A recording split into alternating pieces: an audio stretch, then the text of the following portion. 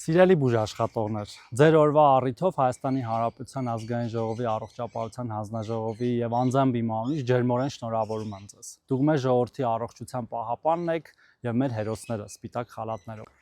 Ձեր նվիրվածությունն ու պրոֆեսիոնալիզմը ամեն օր կյանքեր է փրկում, լինի դա Երևանի հիվանդանոցներում, թե սահմանամերձ բուժկետերում։ Դուք աշխատում եք դժվարին պայմաններում, համաճարակների, ճգնաժամերի, պատերազմների ժամանակ, բայց ձեր ոգին անկոտրում է։ Թե որպես հանձնաժողովի նախագահ, թե որպես ձեր գործընկեր եւ ձեզնից մեկը, վստահեցնում եմ ձեզ, որ վերջի տարիների բարեփոխումները նպատակ են ունեցել ամրապնդելու առողջապահական համակարգը, բարելավելու ձեր աշխատանքային պայմանները,